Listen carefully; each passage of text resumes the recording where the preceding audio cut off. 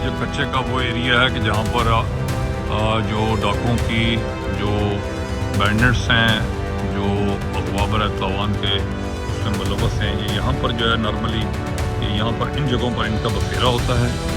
और हम आज कच्चा आपको दिखा रहे हैं कि कच्चा जो 2026 तक इश्तेहारी थे। जी हाँ सर।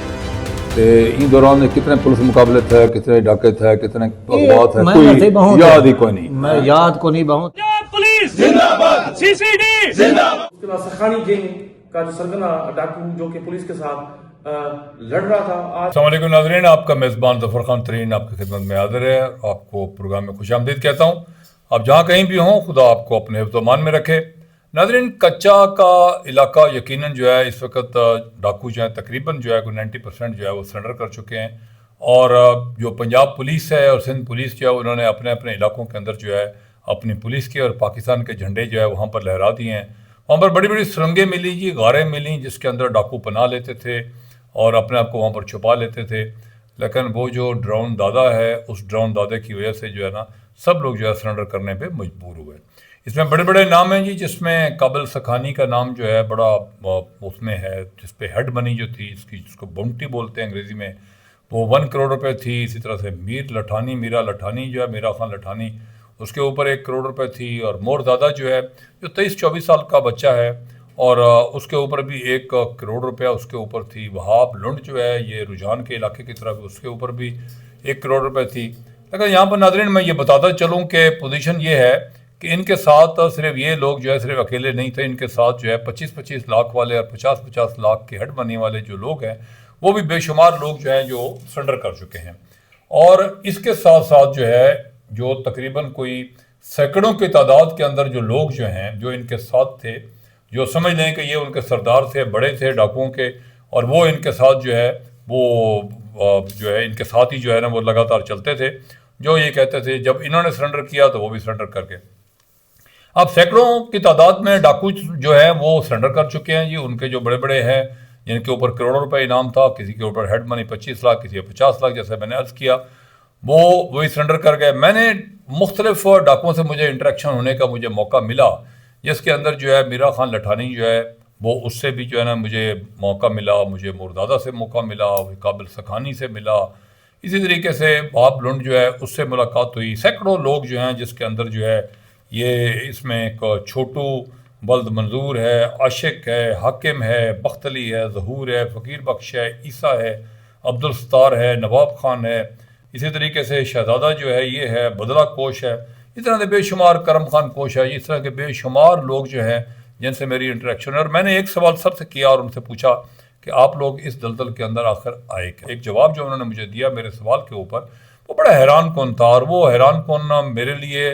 तो खासा हैरान कौन था, लेकिन उनके चेहरे से और उनकी पूरी फेस रीडिंग से, उनके बॉडी टॉक से मैं ये अंदाज़ा कर रहा था कि वो दुरुस्त कह रहे हैं। जैसा कि मैंने मोरदादा से पूछा कि तुम 23 तुम्हारी एज है और तुम्हारे ऊपर 1 करोड़ रुपये इनाम है, इसकी वजह क्या है।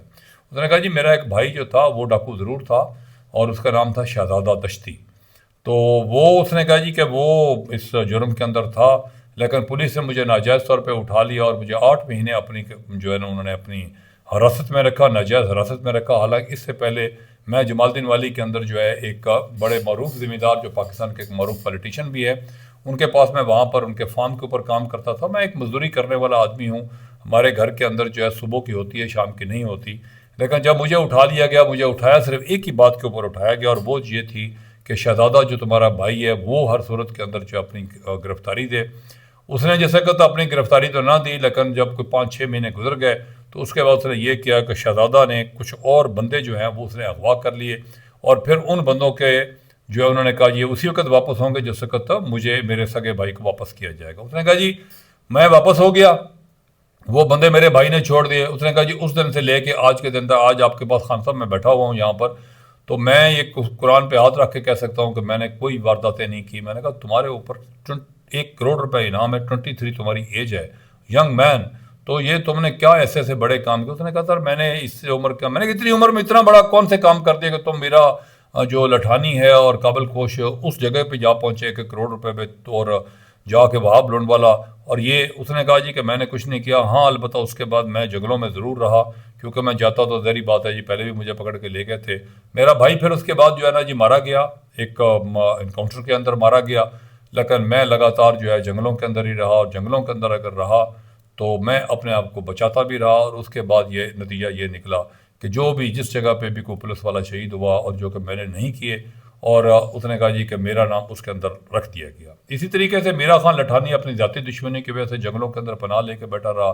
काबिल सखानी की अपनी ज़ाती दुश्मनियाँ थी। जो मैंने एक प्रोग्राम किया था जिसमें मैंने कहा था कि ओके ओ जेके माण्हू जेका सिंधी टोपी और अजरक पातल आहे, वो सभई माण्हू जहिड़ा वो धड़ेल ना, या वो माण्हू जहिड़ा जेके कच्चे में वेठो आहे, सभु त सभु माण्हू जहिड़ा धड़ेल ना बाबा, तो उन जो माण्हू आहे जहिड़ा दुश्मनदार माण्हू आहे।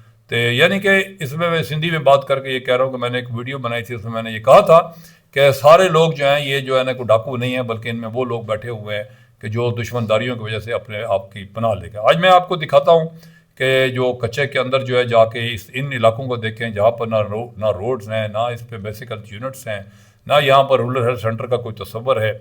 नाज़रीन, ये वो जगह है जहाँ पर जो कच्चे का वो एरिया है कि जहाँ पर जो डाकुओं की जो बैंडनेट्स हैं, जो अगवा बर तावान के उसमें मुलव्वस हैं, ये यहाँ पर जो है नॉर्मली ये यहाँ पर इन जगहों पर इनका बसेरा होता है। और हम आज कच्चा आपको दिखा रहे हैं कि कच्चा जो है वो है क्या। ये है नाज़रीन वो कच्चा जहाँ पर जो है ना जी ये डाकुओं की पनाह गए हैं, लेकिन अब ये सब ख़त्म हो गई हैं। और ये DPO इरफान अली समू साहब ने यहाँ पर ख़त्म कर दी हैं। तो ना इस तरफ कोई सड़कें हैं ना कोई चीज़ है, बड़ा घना जंगल है। अब मतलब देखें कितने पुलिस मुकाबले इन्होंने किए, कितने बंदे अगवा हुए, कितने मारे गए, इनको कोई याद नहीं है, इनको कोई याद नहीं है। ये सवाल मैंने पर्टिकुलरली पूछा तो उन्होंने कहा जी कि हमें कोई याद नहीं है कि हमने आज के दिन तक कितने लोग उनके घर बर्बाद किए और कितना जो है ना जो हुए। लेकिन एक बात जो है ना जी शायद वो डर के कहते हो कि ये हमने पुलिस वाला कभी कोई नहीं मारा जी। जी हाँ जी हाँ। तो 2026 तक तो इश्तेहारी रहे। जी हाँ सर। तो इन दौरान कितने पुलिस मुकाबले थे, कितने डाके थे, कितने अगवा थे, कोई याद ही कोई नहीं। मैं याद को नहीं बहुत थे, पर पुलिस से मेरे हाथों मारा ना गया, ये अल्लाह का शुक्र है। अच्छा, ये अल्लाह का शुक्र है, मेरे हाथों कोई पुलिस वाला मारा ना गया। एनीवे नाजरीन, बात यह है कि इनकी तादाद तो अब सैकड़ों के अंदर है, जो कि सरेंडर कर गए। 90% लोग जो है ना वो आ गए हैं। बाकी को 10% के करीब बंदे हैं, जिसमें जो इंदड़ गैंग जो कि बड़ा पाकिस्तान में मशहूर गैंग है, वो जो है वो भी मतलब उसमें से भी बहुत सारे लोग जो हैं वो अपनी ज़मानतें आके करवा गए, सरेंडर हो गए। सरेंडर होने के बाद गवर्नमेंट ऑफ पंजाब जो है मोहतरमा मरियम नवाज शरीफ साहबा और इसके अलावा पॉलिसी जो उसके मुताबिक जो उनको एक अच्छी ज़िंदगी गुजारने का मौका फराहम किया जा रहा है। तो मैं ये समझूंगा कि अगर किसी जगह पर बैठे हुए वो लोग जो सरेंडर होना चाहते हों या वो लोग जो सरेंडर हो चुके हैं, अब ये अच्छा मौका है अपनी एक अच्छी और आसूदा ज़िंदगी अपने बच्चों के साथ गुजारे और अपने आप को इस दलदल में से निकाल ले तो ज़्यादा बेहतर रहेगा। तो नाज़रीन, अपना ख्याल रखिएगा। तो बहुत शुक्रिया आपका, थैंक यू।